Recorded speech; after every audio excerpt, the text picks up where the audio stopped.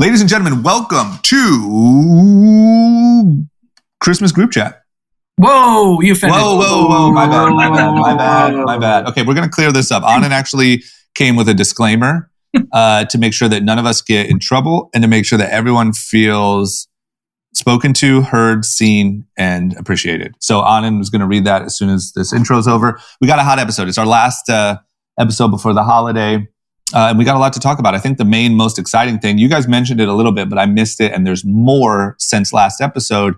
Huge Twitter beef between the billion-dollar dorks. Everyone's going crazy. People are blocking each other. Web3 is off to a rough start. This is like when the family loads up the minivan to head to Disneyland and they get in a fight and don't leave the garage. It's kind of what's happening with Web3. I can tell you one thing. If I had a fraction of what these guys have, the last thing I'd be doing is blocking people on Twitter. I'd be in St. Bart's. For real. Can you imagine? I would delete Twitter and fuck Web3. Oh my gosh. Yeah. Web Ocean. That's where I want to be. Just throw your phone into the ocean and say, all right, we'll circle back next year. And then, I think one of the quickest but most mind-boggling stories today was what just surpassed Google for the most popular site in 2021. Wow. It's absolutely mind-blowing and kind of scary, if I'm being honest. And then we got a lot of other things to talk about, a lot of interesting investments happening. There's someone going public that, we love to talk about these, but it seems a little fishy. Couple people making some big acquisitions. And then we're going to end with our winners, losers, and content recommendations. Everybody ready?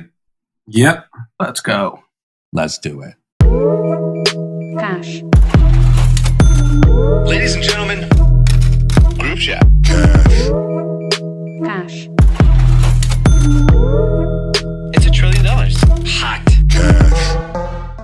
Merry Christmas, my bros. Happy New Year. Merry Christmas. Happy Christmas. Happy Christmas. I think it's Merry Christmas, Happy New Year. Happy Christmas. Merry holidays. I think if you're one of the new age people, it's just happy holidays. Why you got to make it religious? I know Trump was very against that. Where'd Merry Christmas go? Yeah, I want to say Merry Christmas. I love Christmas. There's actually a great... You're a big Trump guy. There's a great text on and sent. Can you read it? I'll tell you what, nothing like the Christmas experience you get in an Ohio church on Christmas Eve. Just saying, if you guys ever want to get the full experience, middle America, Christian motherland, come on home with your boy. We'll hold up candles and sing Silent Night. They'll have a little fake manger. One time, fun fact, while Anand's looking up his fact, I forget what it was, but I think it was like a pre-Christmas, probably one of these New Year's Eve shows that I'm talking about at church. Your boy, Christopher, played in the scene Baby Jesus. Well, I assume your name stems from... Christ. Yes, Christ. Yep. That's very right. You mean drama? Christ-like. Well, nowadays, yeah. But I was the baby in the manger, so you're looking at a real Jesus here.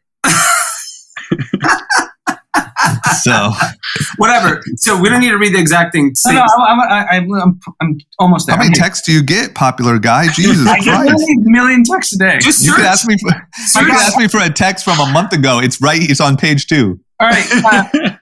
So I got this text in a group chat, and to be clear, this is not my opinion. This is a text that's kind of gone viral, and people are making jokes about. So I want to make that really clear before it offends Tim.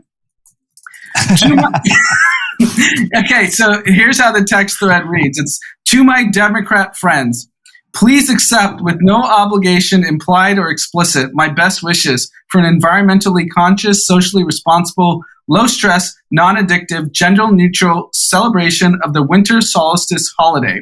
Practiced within the most enjoyable traditions of the religious persuasion of your choice or secular practices of your choice, with respect for the religious secular persuasion and or traditions of others, or their choice not to practice religious or secular traditions at all.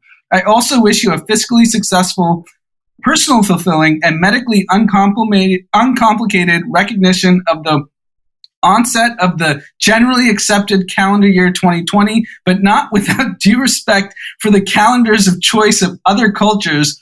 His contributions to society have helped make America great. Not to imply America is necessarily greater than any other country, nor the only America in the Western Hemisphere. Also, this wish is made without regard to the race, creed, color, age, physical ability, religious faith, or sexual preference, or of the wishee. To my Republican friends, Merry Christmas and Happy New Year. Oh, that's good. Oh, damn it. Yep. That was worth it. That was worth the wait. Yeah. Okay. Well, I think that's fitting. And so consider that a message from us. And I hope the second part, not the first part.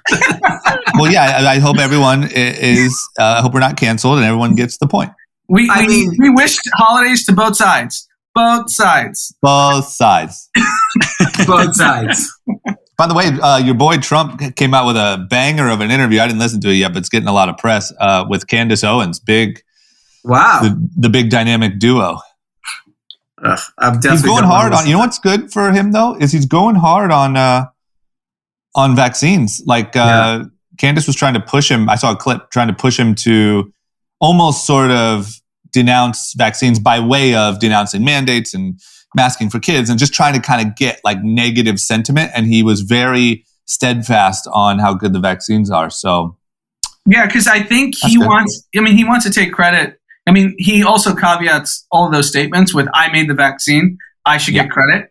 Like, this is the only thing saving us, which is interesting that Republicans aren't, like, using that, because you can. It technically was Operation Warp Speed. It technically was under Trump that the vaccine was made.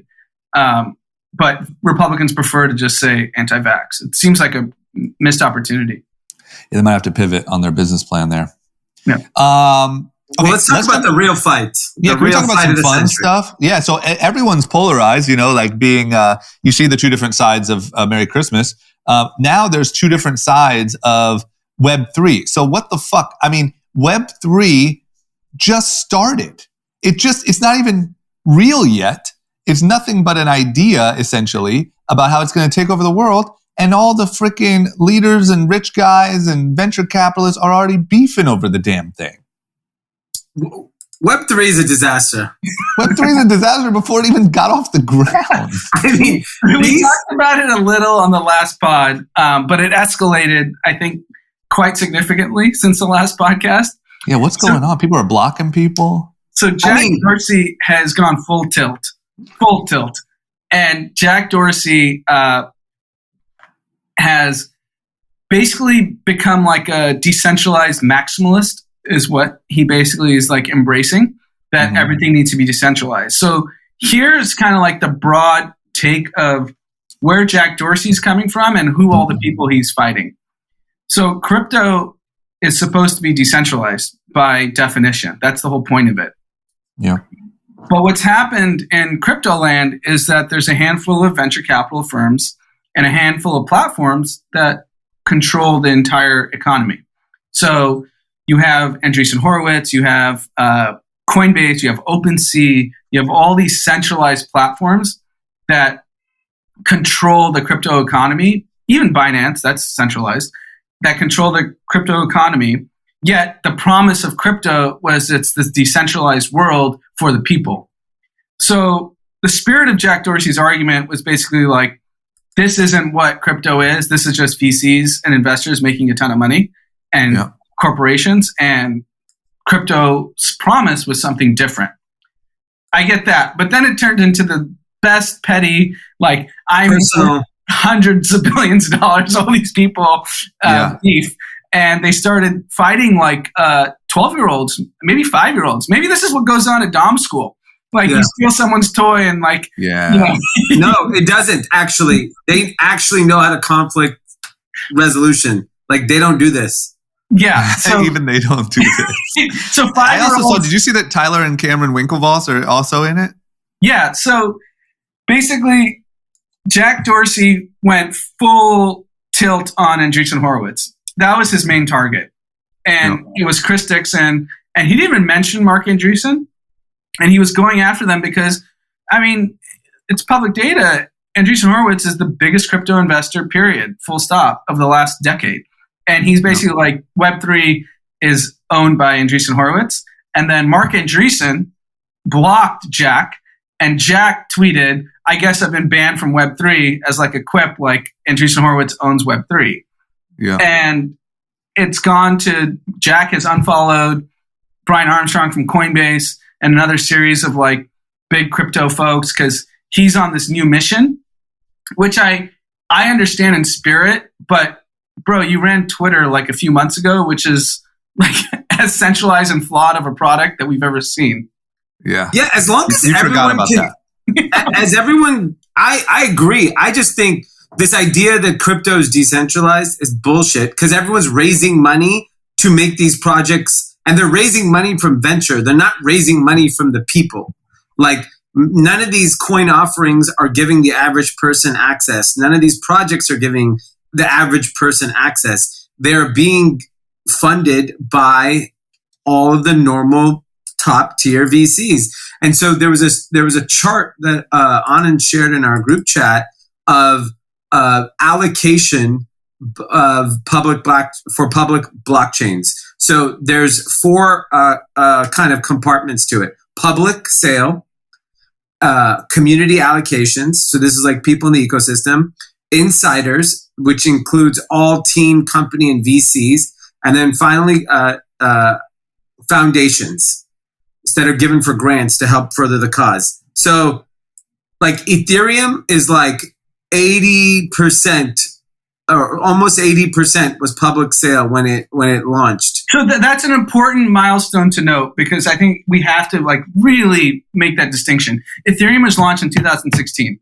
Yeah. This is before venture even gave a shit about crypto. This is before sophisticated folks cared about crypto. This was actually the first protocol, obviously Bitcoin, Bitcoin's first, but the next biggest protocol that actually gave the people the choice to, anyone could have participated in the Ethereum token sale. Anyone. Tim could have, I could have, you could have, anyone. It doesn't matter who you were, what venture firm you partnered with. So that's a really important note first, because what's effectively happened since, let's think about like all the hot tokens that we've all seen on TikTok and Twitter and everything. Solana is like, honestly, like, I don't know, the hottest girl in the nightclub right now, right? Yeah. That's all we hear. Solana. Yeah. 48% of the pre-token sale was insiders. It was rigged. It's rigged. So this whole thing's rigged. And then Avalanche, 42%. Flow, 58%. CeeLo, 44%. Blockstack, 41%. So the only like actual like decentralized token sale was actually Ethereum of all the names we hear. Yeah. And the point that Jack Dorsey's making is that you look at Solana, that's why you hear David Sachs pumping it. You hear Andreessen Horowitz talking about it. Like, they got the pre-token sale. They made billions of dollars. And they're offloading it to retail Joe. Yeah, fuck Solana. Damn it. It's the hot girl in the club, though. I thought... I kind of bought into I kind of drank the Kool-Aid, you know? I kind of thought like, it's cheaper than Ethereum, gas prices, Solana. Yeah, let's see when they actually have developers working on it and have the scale that Ethereum has. Like, it's not close. So here's the analogy. I've put it in multiple group chats and no one's pushed back. And it's with some pretty smart people. And that's why I know I'm right, because someone would have argued back and said like, yo, you're an idiot. You're wrong. This is no different than the 2018 ICO scams. The only difference was in 2018, the ICOs, it was individuals. Yeah. Now it's tier 1 VCs and sophisticated investors. So everyone's keeping their mouth shut. Yeah. Because the problem is most of these things don't actually have any application of value. Is that?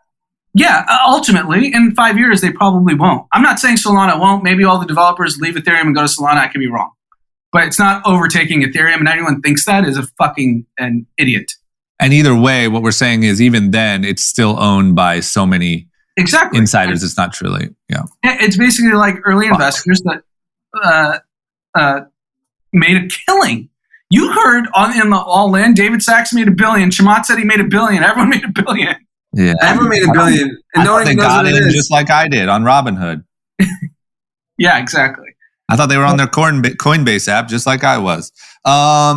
Okay, well, this is what's crazy is so, like, for instance, everyone compares this to early days of the internet, but doesn't it seem so much riper for like this type of scammy, get rich quick behavior?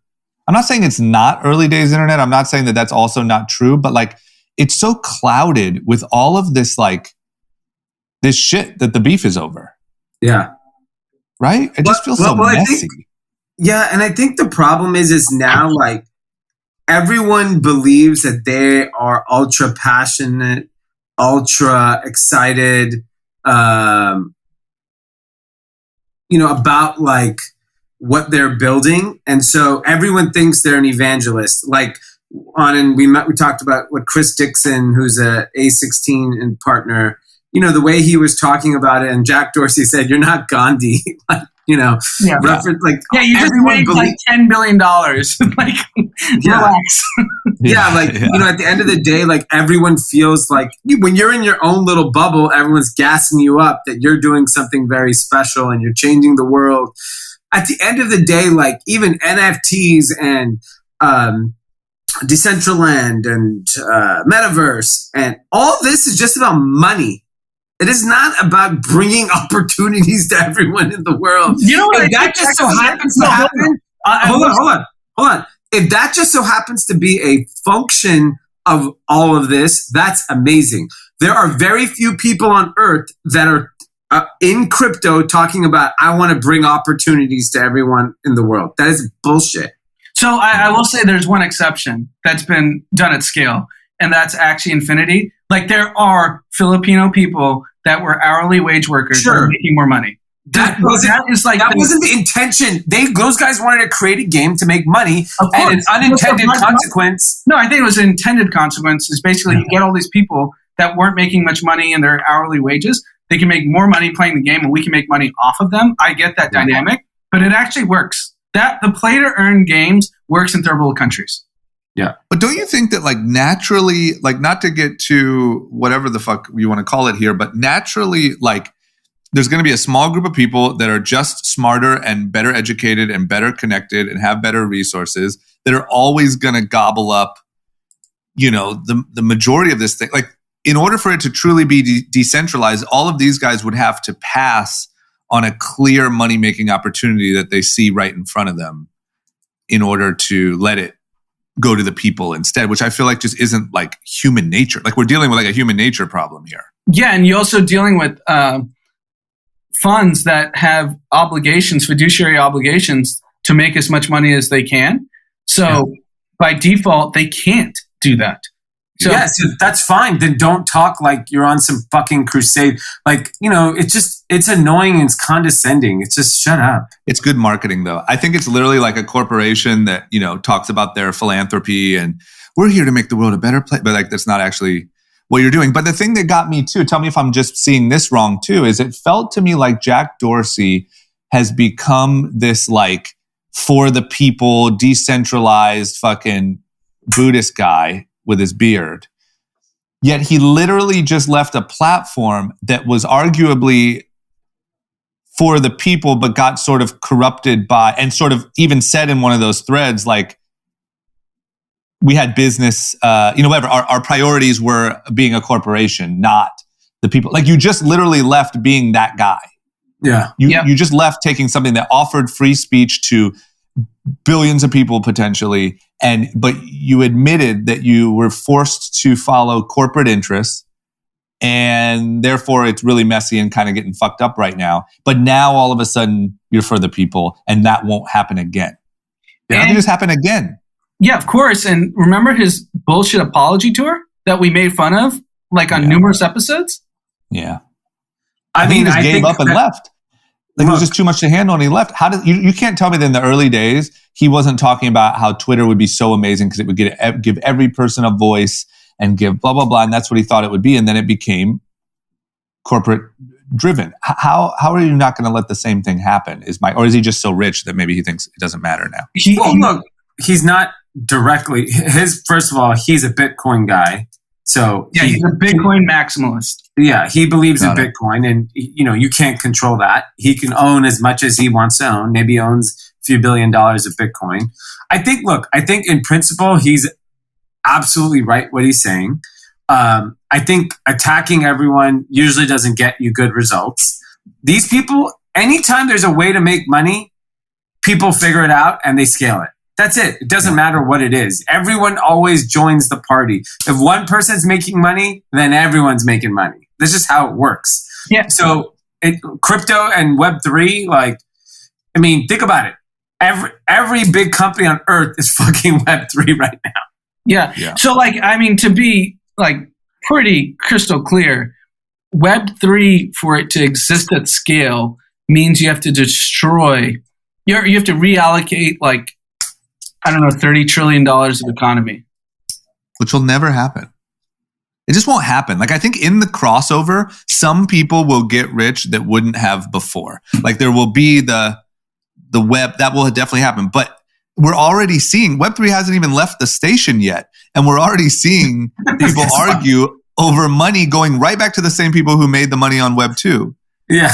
What's going to, it's just that they would have to literally, these guys that are so smart and have so much money and so tied in would have to literally say, no, for the sake of the greater good, we are not going to take advantage of this opportunity. Yeah, I think for the next 50 years, I think it's a minimum 50 years, it's Web 2 is the on-ramp to have aspects of Web 3 in your life.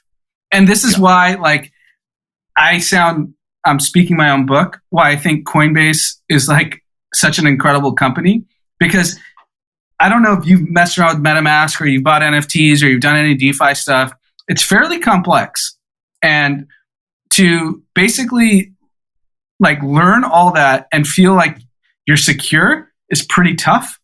Yeah. And I know the promise of crypto is decentralized, but think about how few people are sophisticated enough to download a MetaMask, keep all their ETH, and then start getting involved in all these different projects. And once you get it at scale, it's scary. You can get hacked, you can get rugged, and if there's so many different things that can happen, which is why I think having a centralized platform, unfortunately, is the only way we can even have aspects of Web3. Nike's Roblox thing, it's technically metaverse, but that's centralized. And I think people will be okay with it. It's going to take a long time for people to understand metaverse before they get rid of their bank accounts and get rid of Coinbase and get rid of all these things. And I just realistically don't think it's happening anytime soon. Yeah. You're going to need these centralized, because I have friends that have been in Web3 that have been hacked and rugged within a month, 2 months. And I don't know anyone on Coinbase that's been hacked. Yeah. Yeah, I'm just curious. It just seems to me like a lot of drama before the shit even gets off the damn ground. Yeah, I think it's going to be very interesting to see if you can. You have to build an enormous amount of trust over the years to get mass adoption. Because we said, how many people even have NFT wallets? 300,000. Yeah. There's 2 billion Instagram users. And you got Zuckerberg already in the mix. It's just I don't know, man. But look, this is what I love. I love to see that these genius billionaires that we put on such a pedestal get really petty and argue just like we do and fucking block each other. Yeah. That's insane. This is no different than what Kevin Durant was getting shit for with his burner accounts and all that. It is. And you don't think these guys don't have burner accounts? Yeah. Oh, yeah, they do. And you're blocking people? It's just insane. They're literally blocking each other like crazy. Mark Andreessen's blocking so-and-so. Jack Dorsey's blocking Cameron Winklevoss. It's just a block fest. Yeah. No, I think Web3 has incredible promise. And similar, this happened with Bitcoin. Everyone thought Bitcoin was a currency. That was the initial use case of Bitcoin. Guess what? it's not currency. It's digital gold. Yeah. And that's okay. Did you see Cardi B's tweet? No. She said, "Hey y'all, do you think Bitcoin is going to become the new dollar?" It's great. Good conversation started. That's good. I saw she gave $2 million to her husband. Yeah. Quavo. Wow. Yeah. A Bitcoin? A check. Oh. Yep. So, okay. You want to move on? Yep. Let's talk about an insane headline, really. And fact, I guess, but insane headline. TikTok overtakes Google as the most popular site in 2021. Wow. I mean, is that not absolute insanity? I mean, if you think about how many people hit Google every day for searches, how is this even possible? Google is like, if I hit like new tab on my browser right now, Google is what comes up. So just by accident, I'm on it 8 times a day. Yeah. Also think about the fact that, all the stuff we talk about China and all that, but like, so you're saying that now surpassing Google, surpassing our own massive tech giants is freaking China. We got to ban this thing. I hate to say it. It's like having to like put down your old dog that you love so much, but it's just the right thing to do. That's how I feel. Haven't I been screaming from the mountaintop about this for like 2 years? Yeah, but Dee's the big China guy, and he was like, no, all hail G. It actually doesn't matter that it's such a great product. What matters is that our U.S. companies aren't allowed to go to China. Why do we allow Chinese companies just to eviscerate U.S. companies? Yeah, they're eating our fucking lunch.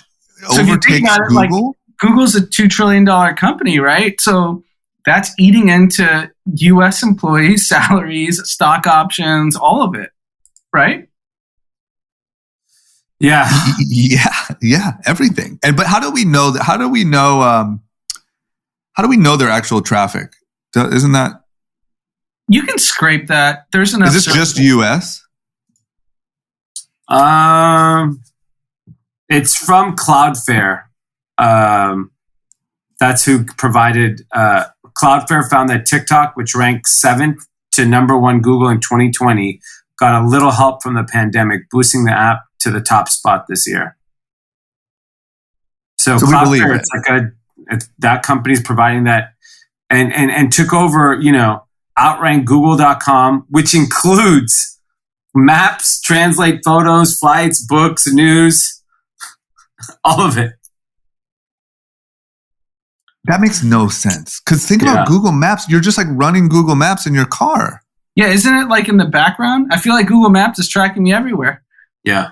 If that's true, man, that is like so nuts. Yeah. It's also nuts for the sake that, 2 things. It's nuts for the sake that means the amount of time people are spending on TikTok is fucking crazy. Yeah. And also, sidebar, but did you guys see the stat that like, what is it? It's like fentanyl overdose is now the number 1 cause of death for adults age 18 to 43 or something. I saw that 18 to 45. Which is also a Chinese product. And it's also a pandemic product. It's also what? A pandemic product. It happened in the last 2 years. If you think about the fact that China's not only sending the social media and stuff, but sending the fentanyl over here, and it's now our leading cause of death, that is insanity. Well, let's think about the trifecta. Largely believed, uncontroversial, the COVID-19 virus started in a Wuhan lab in China. Okay? So that's the first thing. Then they distributed their social media to the US. Then the fentanyl is the number 1 leading cause of death. So the COVID-19 virus is going to kill over 1 million people in the US. Yeah. They're going to own the data of effectively every young person in America. Yeah, I wouldn't even say young now, but yes. Sub 30, sorry. They probably own my data. I'm on TikTok a lot now, so I'm You're damn right they do. Yeah. And then thirdly, how you point out, fentanyl is basically ravaging every metropolitan city, has made communities in LA, New York, Miami, San Francisco, Chicago, all unsafe because of fentanyl, and they're killing people. Wild. Shit's scary. We got to ban it. But I hate to say it. Why isn't anyone talking about this? Because it's just not good politically. Like, you can't piss China off, so it doesn't matter. And nobody will do it. As high as you see LeBron James, as high as it goes, nobody will. Who's going to rally behind this? You know what I mean? Like, all the people can be upset all they want, but there's no confirmation from any of the higher ups. Yeah. You know what I mean? Like, all of a sudden, if like Biden and blah, blah, blah all started saying, wow, what China's doing with the Uyghurs and with this and that is just can't stand for that. Of course, everyone would be like, fuck China. But like, there's no support. You don't have any support from anyone above. Here's what I get confused about is that we know Google, Facebook, Apple's not really threatened by TikTok, but Google and Facebook clearly are. They spend tens of millions of dollars on lobbyists in DC. They have offices in DC. They spend so much money lobbying governments. Why is this? They have to be bringing this up, right? I mean, they must be. Do you think maybe there's like do you think there's like a China, like they're putting pressure somewhere? Like, is there anywhere they could put pressure on us to say, if you ban it, we will? Yeah, I think they could put pressure on like trade and that stuff. But if you think about the way Xi works, like, I don't think he gives a shit about TikTok. I think it's a fun experiment. Like, there's I don't know if you guys seen. You've seen that graphic? Have to give a shit. It's the most valuable when it comes to like war against us or knowledge or whatever. It's what's more valuable. They're over here trying to like pay professors and do all this other sneaky little shit to get our information. That thing is insane. They essentially tapped into every American's phone. Yeah. And I feel like maybe to Biden's like, yeah, what's the big deal? Like, if you put a little pressure on, like, by the way, TikTok has to stay, this, that, whatever. Biden's like, TikTok, whatever. Yeah, this is the problem when you have people in their late 70s running the country when it's a company that I'm curious, like, I don't think our mom and stuff would understand TikTok at all. Would your parents understand TikTok? But I'm almost like, I'm like scared to like let my dad know about it. Understand in terms of like the severity of like what's happening. No chance. Right? Like, I bet you could explain it to them and they'd be like, they would still probably, if anything, like think Facebook was evil. Like, yeah, but let's talk about that Facebook. Exactly. So how old's our president? 78. Our mom's in her 70s. Your parents are in their 60s? Yeah. And these are the people making decisions on a company that's ravaging America. But that's so flawed. If that's like, I mean, I think you're right. But if that's just kind of like where it ends, like, all right, let the 70-year-olds decide, that's scary. I mean, the 70-year-olds are deciding it. Mitch McConnell's late 70s, Nancy Pelosi, late 70s, Biden, late 70s. Trump. Imagine if you sat them all down and tried to explain what Jack Dorsey was arguing about on Twitter. Oh my God. They don't even know the difference between Apple and Facebook. How would they know about Web3? Oh my God. They would have a better time understanding UFOs, I think. Oh my God. Okay. What about, did you guys see Triller is going public? This is insane. I mean, Literally, what does Triller, they just throw boxing matches? So Triller originally started as a TikTok competitor based in America. And then we saw it kind of become popular. Then it ended up becoming they bought Fight, which is what I think you watch a lot of boxing matches on and well, like the Jake Paul or TikTok ones. Yeah. Yeah, exactly. And then I think they own Versus. Oh, really? Yeah. Oh. Well, give them $5 billion. And so they're doing a SPAC with a company that's already out in the market and called Sea Change. So it's a reverse merger. They're going into it. They're trying to value the company at $5 billion. I watched the CEO on CNBC. Holy shit. the reporter on CNBC was literally going after him like, hey, how many users do you guys have? Daily active users. And this guy was avoiding. And then he's like, finally, how many daily active users do you have? He's like, well, we touch around 750 million users a month. What does touch mean? I think you're talking about us watching a Jake Paul fight. I don't know. They touched me. They touched me a few months ago. Yeah, I mean, if you think about it from let's say like our TikTok standpoint, our TikTok videos this month maybe got 20 million impressions. We can't go get advertising based on 20 million impressions. Or can we? Maybe we just need to SPAC. Maybe we're a $5 billion freaking podcast. You know how many people we're touching? Triller is an absolute fraud, and I believe that from the start. I think every data you read about Triller is disingenuous. I don't know one person that uses Triller. I think, like you said, they're a boxing promotion company at best. Their actual consumer-facing product that they're pitching, I think it's even the people that they've paid all this money for to use Triller don't use it. And they're all on TikTok, YouTube, and Instagram. So they're not exclusive. And I think it's one big pile of shit.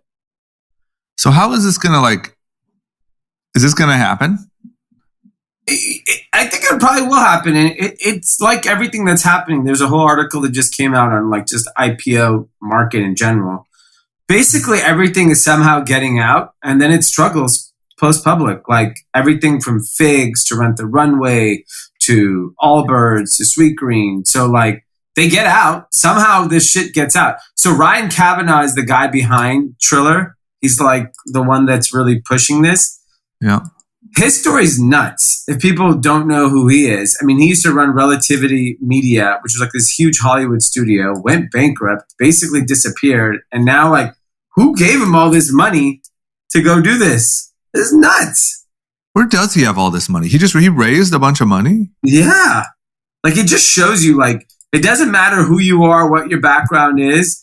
If you have those relationships, you can get money anytime. And if you're a good salesman. He must be a good salesman. Wild, man. It's literally just the day of the salesman. Like if you can sell a vision and call it tech.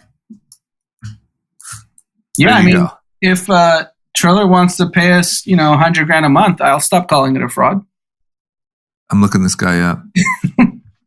Yeah, I mean, you gotta see like the bankruptcy of Relativity was a very, very big A lot of deal. people got screwed out of money. Yeah. On Relativity? Yep. So this guy's just a savage. Well, I mean, he's going to win. If this gets out. But what? So if you're talking in the range of $5 billion, that means it's institutional investors involved. Yeah. What institutional investors are this dumb?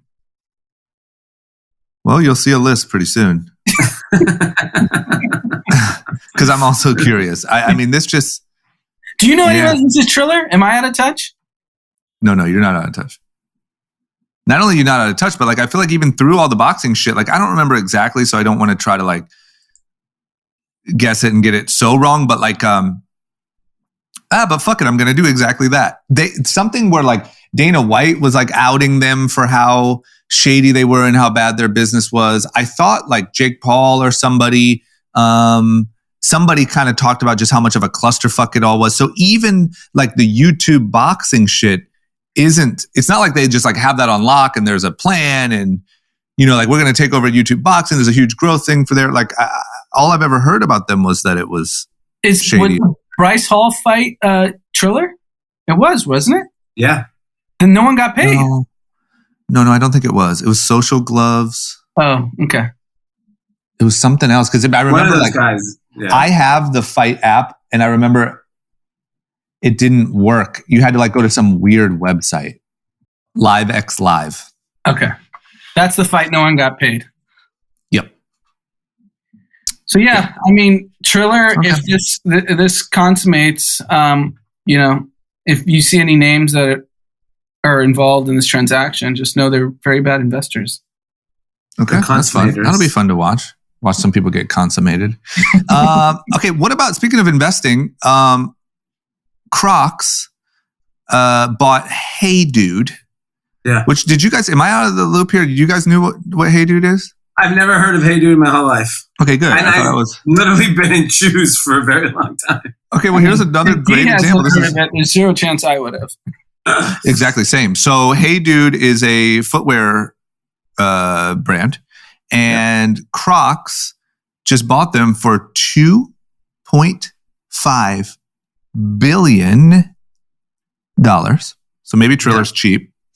And, I think people are a little like questioning like what the fuck's going on. I mean, Crocs is really smart. So is there maybe something here we don't see? Is this just some wild acquisition? What's happened? Is this another good salesman over at Hey Dude?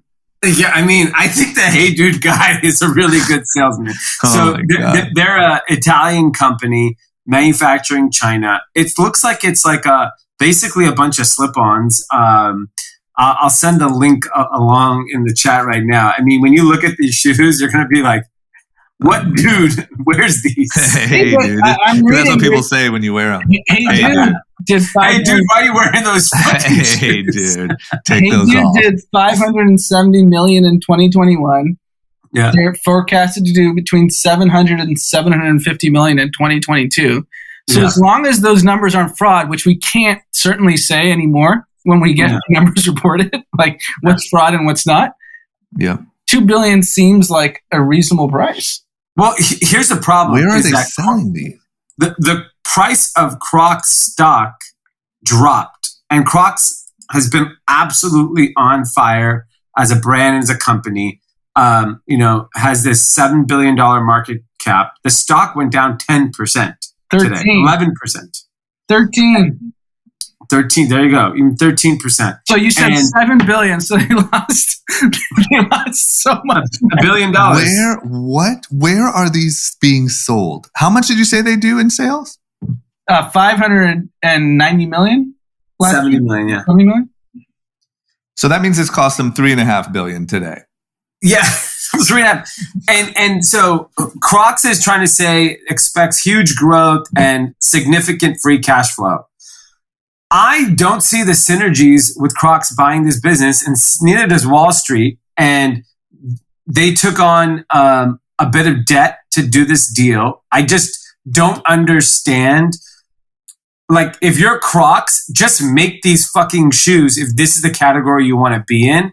Like, if you look at Nike's acquisitions, Converse worked out, but all those other ones where they bought Cole Haan and they bought some other stuff, if it's not synergistic, it doesn't work out. And like, this is basically a completely new brand that, they believe that can come to America, and through their distribution, it could work. But like, it doesn't mean anything in America. So like, all you're doing is plugging into your own distribution. Why don't you just make those same fucking shoes and plug it into your distribution?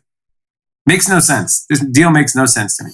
Or just like literally they could make, like, let's just say you're like, oh no, Crocs are like Crocs. Like that is a Croc. You could literally just make a new brand from scratch, and in 3 years, it could be the size of Hey Dude. Yes. These things, I'm if you go on their website and look at their shoes, and they're at like DSW, Bass Pro Shop.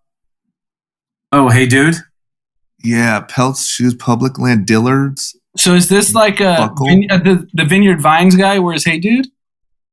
Yeah.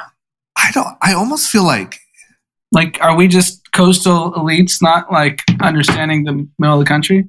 I don't think so, man. I think the Vineyard Vines guy is like too in the know to wear Hey Dude. Like, dude. It's literally like a guy, it's like a guy or gal that do not give a shit, but want like a what they think is a fashionable. They sell women's shoes. My guess is women's is bigger than men's, judging that it's the first tab on their website. So the women's brand called Hey Dude. It literally, and guess what it says on the tongue? Dude, in really big letters. With a little hey. So you're telling me a bunch of chicks are walking around in dude shoes. Okay, well look, man, anything's fucking possible in this day and age. And what the other interesting thing is if you look at the price of Allbirds, right? their market cap right now, It's like $3 billion. no, it's 2.6 billion. So like for 4 billion, could you have just owned Allbirds? I think that makes way more sense. Yeah. I don't get why they wouldn't just make an in-house brand. Because it's... Yeah. Dude.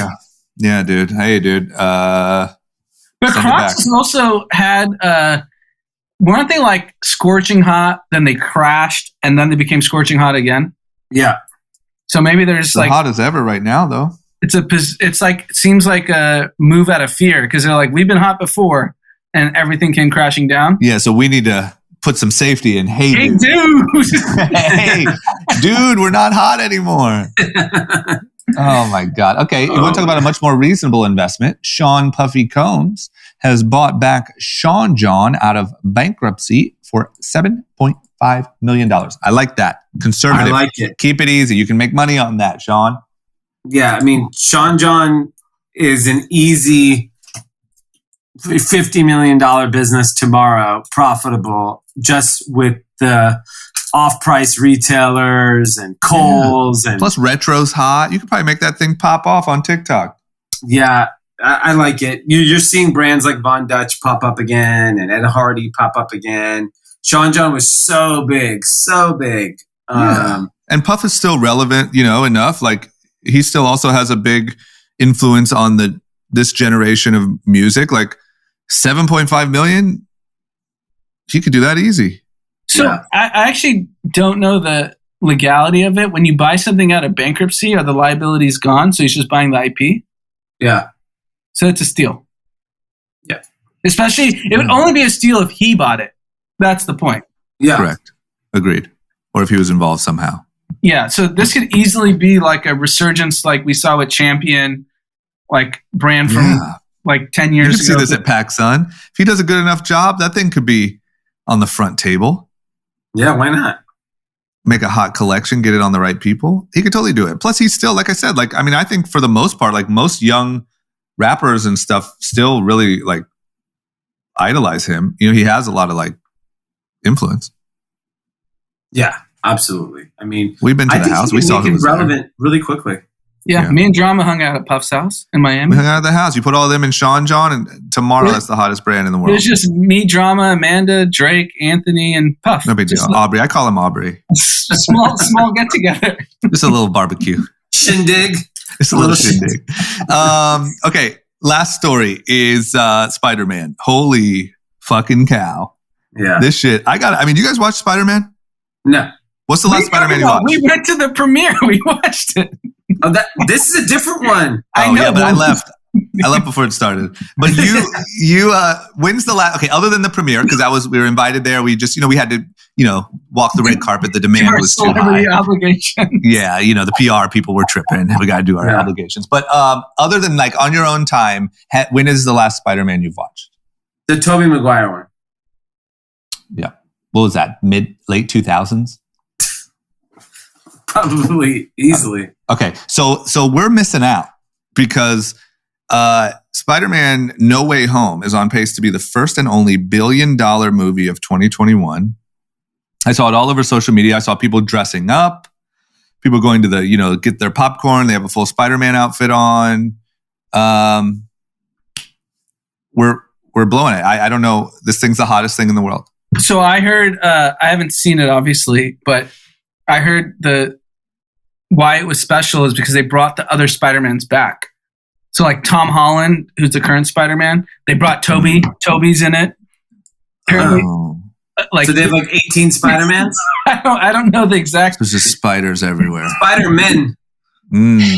Spider people. I think they made it pretty blockbuster in terms of like, they brought all the important characters. And isn't that what Marvel does now? Like, we're like the least qualified people to talk about Marvel movies, but like, they bring like all the characters. They just put all the characters. Yeah. I think they're so big and like have such cult followings in each thing that they can just sort of mix and match. And it's like, oh shit. Yeah. It's crazy to me when people are like, I'm a Spider-Man guy or I'm a Iron Man guy. Why don't you grow the fuck up, guy? Hey, dude. Hey, dude. Anthony sent us the funniest thing. He goes, metaverse this, metaverse that. When's the last time you met a girl? He just sent that to you, or it was like a meme or something? It's like a meme. It's a meme. So here's another interesting point. You know, we talk about TikTok kicking our ass, everyone kicking our ass from China. At the current time, before Spider-Man, the Battle of Lake Changjin is a Chinese film that was released in November, has already done $904 million worldwide. That's fake.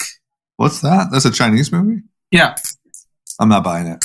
Another movie from China called Hi Mom is doing $900 million in global ticket sales. I don't believe shit. Hi, Mom. I don't believe Hey, dude. They probably Hey, literally dude, and Hi, Mom. Yeah, that's the new. That's what Crocs should have made. They should have just made a brand called Hi Mom. I feel like maybe it might be like you might be forced to watch it in China. Yeah. You want to get this Friday. That 1 hour of gaming for the weekend? You better watch Hi Mom. You better call Hi Mom. Go watch Hi Mom and rate and review, bitch. Okay. Well, props to Spider-Man. I mean, I feel like, sorry guys, if any of you are big Spider-Man fans, we're not exactly the best reporters on the topic, but fucking popular. We got to beat Hi Mom. Let's beat Hi Mom in the Lake of Changjin. USA. Spider-Man versus Mom. Okay. Winners, losers, content. Who is your biggest winner of the week, D? My biggest winner is, every year we bring it up, and I'll continue to bring it up. Mariah Carey, All I Want for Christmas. Yeah, good for her. Has netted her over $60 million in the lifetime of the song, is what it's estimated. What do you think she could sell no, keep going. Sorry. Keep going. And they said that basically she'll net over $1 million a year for this year, at least this year, for the royalties for that song. That's what I was going to ask. You how valuable. It's like we talked about like Bruce Springsteen and the 500 million. Like, what do you think she could sell just that song publishing for? A few $100 million. Just one song. Yeah. She should do it. I mean, if I was a songwriter, I would just sit all day and try to figure out a fucking Christmas song. All year. Just all year, take your shot at Christmas. It's like your lottery ticket. Yeah, I mean, like, literally, like, you should put out 365 Christmas songs. One of them hits, you're richer than shit. Yeah. Just send them all to Ariana Grande. Like, who's the next? I mean, that's insane. I mean, do you think that a song like that can be dethroned? Or is that locked in American history? Oh, that's a good question. I feel like some of the Ariana Grande songs on Spotify for her holiday songs, they're pretty top. They're pretty top. Because Mariah Carey's song is only, 25 years old. Yeah. So it's toppled other classic Christmas songs. Yeah. Yeah, I'm just curious. That thing is just such a staple. You know why it won't be toppled, actually? Because, like, no one's going to, it was to the beginning of the show when we're talking about how you would wish, you can't say Merry Christmas to everybody. You can't, it's just, that artist today is probably too progressive to make that song. Yeah. It's the first part of the Merry Christmas message. That could be the lyrics. Someone should make that song, a 2021 Christmas song. Yeah, the 2021 Christmas song will be so polarizing because it'll come from a woke artist or it'll come from a conservative artist. So either group won't listen to it. Yeah. Okay. It has to be an old artist. Well, she's a winner. Undeniable. Yeah. Anand, who's your winner? My winner are people in St. Bart's right now. My Instagram of like really rich people are in St. Bart's. Then I went on TMZ. I see Jeff Bezos and Lauren Sanchez. They can't keep their hands off each other in St. Bart's. Seems like a magical place. Good for, if you're in St. Bart's, you won. No. Good for you people. Mad FOMO. Because it's raining and fucking cold in LA. Yeah. We're far from Bart's. Bart Simpson. Yeah, Dee's got St. Bart's behind him on the wall there. St. Bart Simpson. That's the LA version. My winner's Tiger Woods. He came out, and him and little Charlie shined. I mean, they didn't win. John Daly won the PNC, father-son championship or whatever. But Tiger looked good, man. I really think that like Tiger could compete again. We could see a day where Tiger marches down the fairway, surrounded by people, to the final putt on the green, another comeback. And that would be the most insane moment, I think, probably in all of sports. So John Daly and his son won, right? And John Daly's son's 18? Somewhere around that, yep. And Tiger's son's 12. Tiger's son's 12. Is he good? Tiger's kid? So I said he was good. I thought he was incredible. I'm like, he's the next Tiger. Anand comes in, shits all over the kid. Oh, poor guy. He's like, I asked all my friends. They all said he sucked. He's trash. No, so to speak about 12-year-old Charlie Woods, I've had differing opinions. Uh-huh. Okay, so when I texted you guys, I think that was on Sunday or Monday, forget when, people initially were like, he's ranked 100th in Florida for his age group. In just Florida? In just Florida. So let's all like pump the brakes. He's not the next Tiger. But he's 12. But no, so then what my golf friends actually corrected themselves. Some golf friends were like, no, this kid's going to be real. Wait till he's 18 like John Daly's kid and see who's better. But what they said, the golf friends were like, this dude is so fucking dialed, and his swagger and his mental toughness. Yeah, that's true. And they were like, if you have that part of golf, the rest comes a lot easier. The hard part is what he already has, which is like, just like teeing off, like, kind of talking shit. He was talking shit, right? And he was doing the club twirl. And I just worry, like, I don't know, like, what if you have a little too much of that? Like, and you got dad's, wandering eye. like little Charlie at 18 could be like, screw this. Like, I can just hang out with hot girls because I'm Tiger Woods' kid and I'm rich. He might be in a TikTok house in 6 years, or he'll be on the PGA. We don't know. That's what would worry me the most. He has got a little too much swag for 12. I was a little worried about some of those club twirls and like, all right, buddy. Yeah. John Daly's kid is like, fuck it, I'm just whatever. I'm out. He's a little, little chubby like dad. He's like, I'm a golfer. Charlie's knows he's a playboy. Charlie has a lot of swag. It's a little scary for a 12-year-old. Yeah. Okay. Well, either way, Tiger. So that's why I'm focusing on Tiger. I had Charlie and Tiger. I'm going to wait on giving Charlie his props. Tiger is back. He had some power in his swings. I think he could compete again. Good. Okay. Nice. Losers. Who's your loser, D? Omicron or Omicron or Omicron. I think Omicron's the winner. We're the losers. Man, I can't believe, like a year after what we did last holidays, we're like, oh, you can't see your family. You can't do this.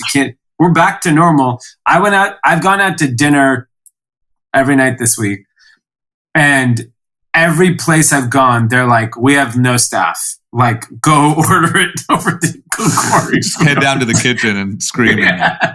Just here's a plate, take a spoon, and get whatever the fuck you can. Oh, There's nobody working because everyone's gotten it. It's wild. Like, you're just talking about, changing your plans. It's crazy. I just have hope that this comes and goes really, really quickly and we're back to normal, because like, dude, if this starts shifting the way people's behavior is again, it's not good. It's not good. No, it's terrible. I mean, 2 years in a row. I remember last Christmas, we shut it down because that's when COVID was like pre-vaccine. Oh. We told our parents to not even come. We're like, just don't come. Like, it's not worth it. Yeah. The good news is I saw some data again from South Africa where the spike of Omicron was really fast and way higher, but then it just dropped off a cliff way quicker. Yeah, so it seems like it might just run through us super quick. And by, I'm sure like everyone's going to be fucked after Christmas and New Year's. So let's say end of January, we'll probably never even talk about it again. And maybe we could do wonders. I think you're right. I think it's going to rip through, and by second week of Jan, it's done. But this is the time everyone spends with their families, and now everyone's on high alert. It just sucks. Yeah. That's why I'll just tag on because mine's quick, because mine's essentially the same as Dee's. My loser is just Christmas. Because, man, that timing was bad. It just like literally perfect timing to fuck up everyone's Christmas travel, seeing their family. Unfortunately, I just hate to say it, but a lot of people are going to take it home to their families. A lot of families are going to get sick. Everyone's indoors. Because, I feel like also this late in the game, a lot of people aren't canceling. If I would have said to my parents, hey, I'm going to come home, they would have been like, okay, great. And we would have went to church the night before and family would have came over and all that same stuff. So, Christmas was an L this year, I think. Yep. Yeah, and I'll tag on to that. The NBA got an L because all the stars are out because of COVID. And Christmas Day is typically like the biggest day of the year for the NBA. And we have no idea what times games are going to go on, if they're postponing any. And what was supposed to be the Christmas game? There's 5. So like the Lakers were playing the Nets. So it was going to be LeBron versus KD.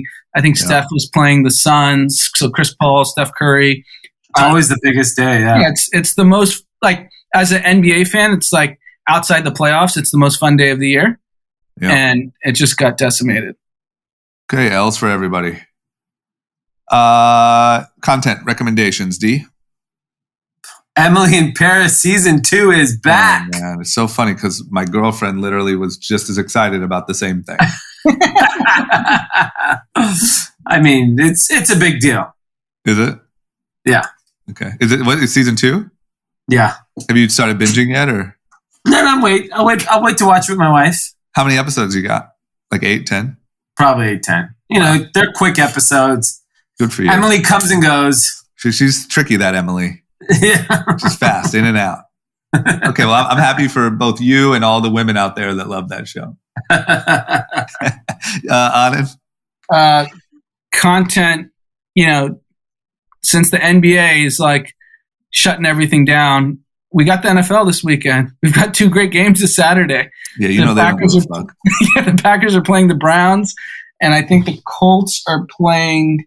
One second, the Colts. Sorry, Tim. Yeah, so the Packers are playing the Browns, and the Colts are playing the Cardinals. 2 pivotal playoff consequences in both matchups, and the NFL changed their testing. It's only random testing, and if you're asymptomatic, good to go. Asymptomatic, you got CTE, get your ass back on the field. Get your ass out there. That's so good. I love how can we still say we test but not fuck up these games? Yeah, the NFL, unfortunately, or for them, fortunately, is going to trounce the NBA on Christmas Day. Yeah, they're savages. They don't give a fuck. Okay, you know what? I'm gonna switch my content. I'll save this funny one for later because this is a real one. This is actually a podcast that you put me onto, Anand, but just to piggyback, because you just reminded me talking about the NFL. The podcast Business Breakdowns did an episode about the NFL. It's very, very good. I listened to it. It's amazing. It's so good. That show is so fucking. I learned so much about, and what did you learn? Share one thing. Just the difference in revenue share between the NFL and the different leagues. The NFL is 60% versus the NBA is like sub 50%, and it makes smaller market teams ability to compete. Whereas in the NBA, if you're a smaller market team, you're fucked. It's the same 5 franchises that get all the stars. But in the NFL, like the Browns can be excellent one year, the Raiders can be excellent, or it's the Patriots, or it's the Packers, and it levels the playing field. And I thought it was super interesting.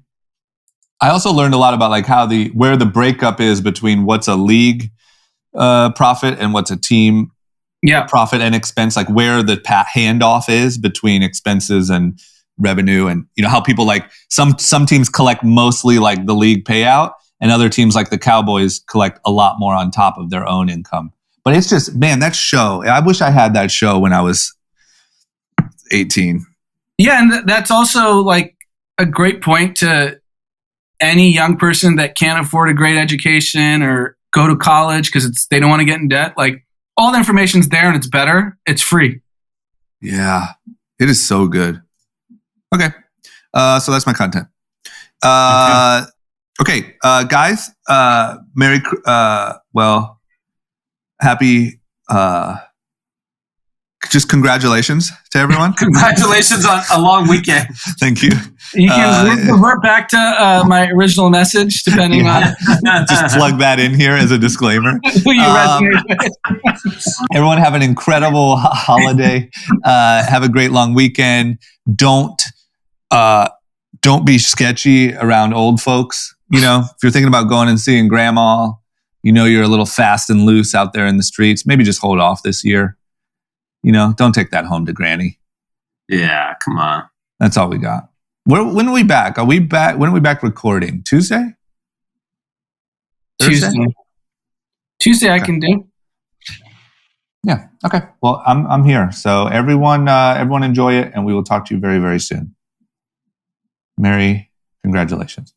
Merry congratulations. Merry, thank you. Happy